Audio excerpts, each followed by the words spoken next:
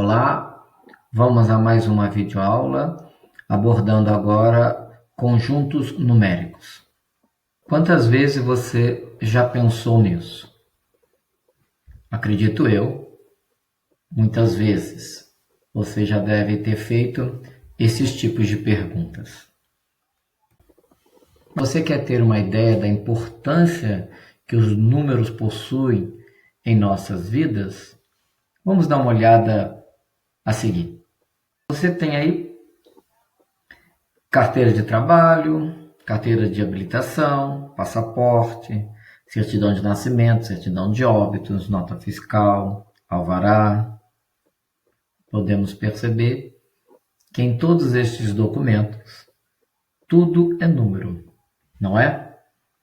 Sempre tem a importância do número nestes documentos do nosso dia a dia. Vamos, antes ao estudo, ver uma crônica de Clarice Lispector, publicada no Jornal do Brasil em 1971, Crônicas. Lá está pincelado uma parte dessa crônica dela, em que o título é Você é um Número. Se você não tomar cuidado, vira número até para si. Porque a partir do instante em que você nasce, classificam-no com um número. Sua identidade no Félix Pacheco é um número. O registro civil é um número. Seu título de eleitor é um número. Profissionalmente falando, você também é. Para ser motorista, tem carteira com número e chapa de carro.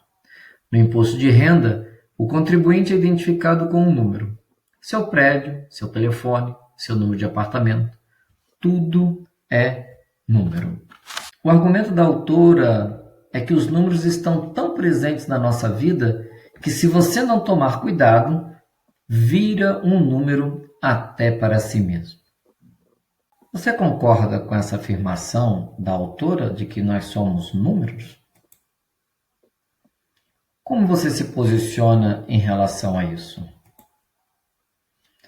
Porque os números são utilizados para rotular as pessoas, como a autora afirmou em sua crônica. Tenta pensar na sua vida sem os números. Seu dia a dia ficaria mais fácil, mais simples?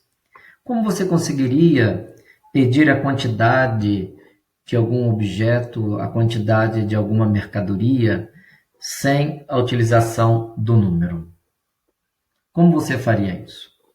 Estamos falando da organização dos números em conjuntos, para que eles pudessem ser agrupados segundo propriedades que atendam às operações matemáticas, as nossas velhas operações conhecidas, a adição, a subtração, a multiplicação e a divisão. Temos então aí o conjunto dos naturais, que nós vamos ver todos eles, dos inteiros, do racional e dos irracionais. Então, os números naturais são os que resultam de um processo de contagem. Esse processo, ele nunca se acaba. Temos um exemplo da antiguidade em que o homem precisou fazer uma relação entre o mundo real e o mundo abstrato. Ele precisou fazer comparações para que ele soubesse o quantitativo daquilo que ele estava lidando, seja os animais, seja na agricultura, seja nas suas relações comerciais. O conjunto dos naturais tem infinitos elementos, que nós chamamos de um infinito contável. Vamos ver algum exemplo colocado para a nossa ilustração. Imaginemos uma tabela em que a primeira linha eu tenho os números naturais, na segunda o dobro desses números naturais, na terceira linha eu tenho 2 elevado a este número natural, e na minha quarta linha o número natural elevado a ele mesmo. Então vamos pegar alguns exemplos. Vamos chamar na segunda coluna, eu tenho o primeiro número natural 1, então o dobro dele vale 2, 2 elevado a esse número natural é 2, e esse número natural elevado a ele mesmo é 1, porque 1 elevado a 1 é 1. Próxima coluna, vamos aplicar o número natural, que é o 2. Então o dobro de 2 é 4, 2 elevado a esse número também é 4, e ele elevado a ele mesmo também é 4. Vamos fazer isso para o 3, para o 4, para o 5, e assim podemos fazer infinitamente. Mas vamos, no nosso exemplo, até ao número natural 7. Que então, o dobro de 7 é 14, 2 elevado a 7, 256, e ele elevado a ele mesmo, ou seja, 7 elevado a 7, 823.543. Esse conjunto natural, 1, 2, 3, 4, 5, 6, 7, assim vai, ao infinito contável, ele se desenrola em múltiplos outros subconjuntos. Na segunda linha, quando pegamos o dobro desse número natural, na terceira linha, uma potência de base 2 elevado a esse número natural. E na quarta linha, esse número natural elevado a ele mesmo. Nós podemos perceber que, na realidade, nós temos vários subconjuntos neste momento, né? Nós temos aí que esse número natural ele se vai desdobrando em vários outros subconjuntos dentro deles. Algumas perguntas são importantes. Que elementos estão representados na primeira, na segunda, na terceira e na quarta linha? Outra pergunta. Se prosseguirmos na primeira linha desta tabela infinitamente, seguindo todos os números naturais, ela terá mais ou menos elementos que as linhas que estão abaixo dela? Uma outra pergunta. Qual das linhas terá, seguindo-as infinitamente, mais elementos? Será que uma linha possuirá muito mais elementos do que o próprio conjunto natural? Então, o conjunto natural ele é representado pela letra N e essa barra na lateral dele. Nós temos aí o número natural que inicia pelo elemento 0 e vai se aumentando de uma unidade em uma unidade. E esses pontilhados significa que sempre terá mais números que eu posso pensar no infinito contável. Temos aí uma reta numérica, temos a origem em 0, a sua direita aumentando de unidade em unidade e a orientação no sentido à direita. Agora surge uma outra necessidade, né? As relações comerciais, as relações entre povos e pessoas. Possibilidade de uma representação de outros números que o conjunto natural não era mais capaz de satisfazer.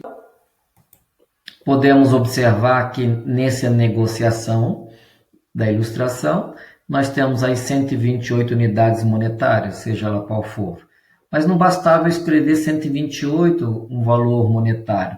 Eu precisava e preciso saber se isso é mais 128 ou menos. Ou seja, eu vou receber 128 ou eu vou pagar 128. Porque o número natural ele não mais respondia-me a essa necessidade de eu saber se eu estou recebendo uma quantia ou eu estou pagando essa mesma quantia.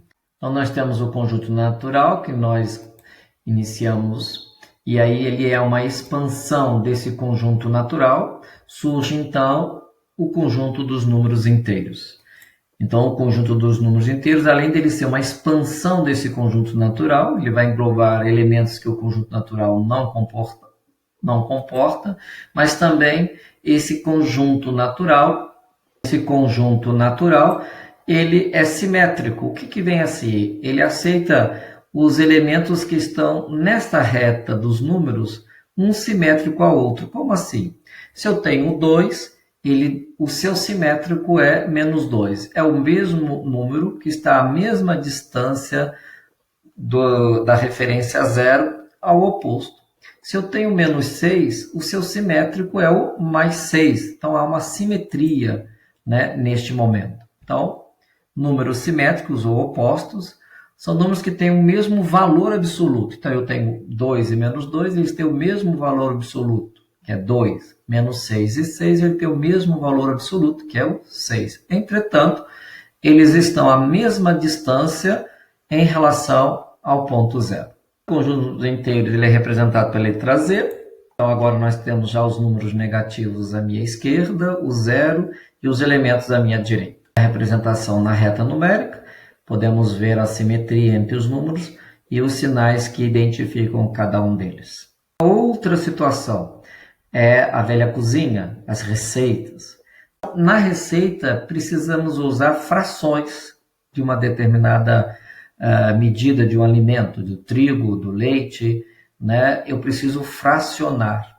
Então, os conjuntos dos números naturais e inteiros já não me satisfazem a esta necessidade.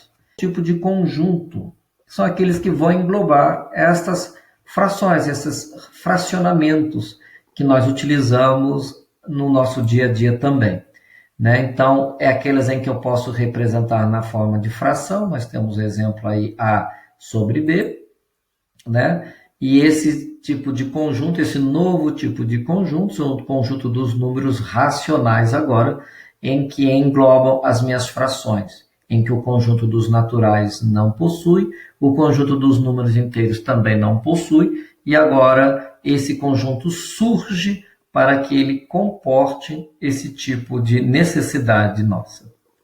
Observação ao nosso conjunto natural, ele é uma expansão e surge o conjunto dos inteiros, e também uma expansão, né, do conjunto dos inteiros, surge agora para nós o racional, né? Então percebemos que cada conjunto ele está fazendo parte de um outro conjunto maior.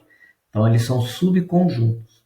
Então o conjunto dos racionais ele pode representar tanto os naturais como os inteiros. Vejamos alguns exemplos. Então nós temos aqui que o conjunto dos números racionais é todo que podem ser representados pelo um inteiro, pelo um número natural ou inteiro, dividido por um ou por qualquer outro elemento. Nós temos o exemplo ali, o 5 ele pode ser representado por 5 sobre 1, é uma fração. Menos 8 pode ser representado por menos 8 e 1, que é outra fração. Dentro desse conjunto dos racionais surgem também as frações e as porcentagens. 20 sobre 6, 27%, eles estão possíveis agora de serem representados, tendo em vista o surgimento desse tipo de conjunto. Temos aí os números decimais finitos. Temos alguns exemplos aí, o 0,38, que é 38 sobre 100. Temos as dízimas periódicas, isso, e obviamente a sua geratriz, 0,333, que ele é a representação de 1/3. O conjunto dos números racionais, ele é representado pela letra Q. Nós temos aí alguns exemplos, né? Já englobam tanto os racionais, eles englobam tanto os naturais como os inteiros, e agora aqueles que são representados na sua forma de fração. Temos aí uma ilustração de uma roda e eu preciso medir o comprimento desta circunferência da roda.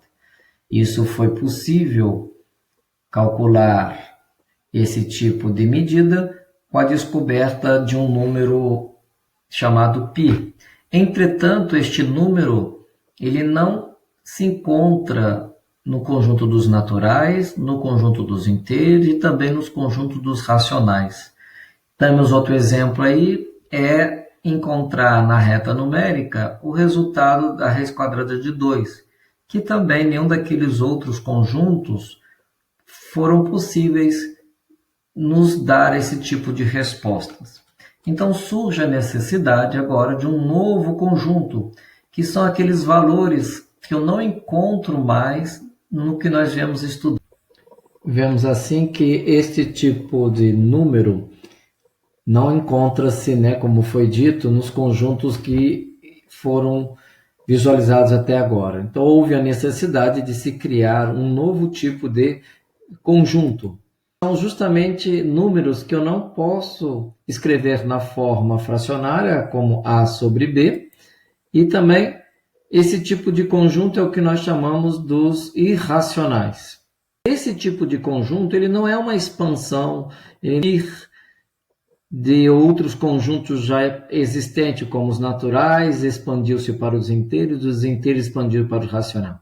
Esses números eles não se encontram aí nenhum desses conjuntos. É necessário, então, criar uma região para eles, que nós denominamos o conjunto dos irracionais. Então, quem faz parte desse tipo de conjunto? Que números são esses? São as dízimas não periódicas. Dízima, né, são números decimais sem fim, e não periódicas elas não se repetem. Temos algumas constantes transcendentais. Que vem a ser isso? São alguns números irracionais conhecidos na matemática. Há pouco nós vimos na ilustração o π, ali a razão de ouro, né, foi muito utilizada e é muito utilizada na arquitetura e na pintura. E temos ali o número de Euler. São umas raízes, né, não exatas. Vou citar alguns exemplos. A raiz quadrada de 2, também foi vista anteriormente. A raiz cúbica de 5, a raiz quadrada de 22, é apenas um exemplo. Um dos números racionais é representado pela letra I. E como podemos definir, como podemos saber que números fazem parte desse tipo de conjunto? É mais fácil dizer aqueles que não fazem parte, para que a gente consiga descobrir quem faz parte. Nós temos alguns exemplos, né? Os números inteiros, os números naturais, então eles não são irracionais. Nenhum número decimal exato, ele não é irracional. E nenhuma dízima periódica, ela também não é irracional. É a representação do que nós estudamos e chamamos de conjunto dos números reais. Esse conjunto representa, então, todos os conjuntos que nós vimos até aqui. Os naturais, os inteiros, os racionais e também os irracionais. As sugestões, como sempre, eu procuro enriquecer mais o conteúdo que estou abordando. Vocês assistam essas dicas e não deixem de realizar as nossas atividades propostas, que são enviadas através da nossa plataforma de estudo. Bons estudos a todos vocês.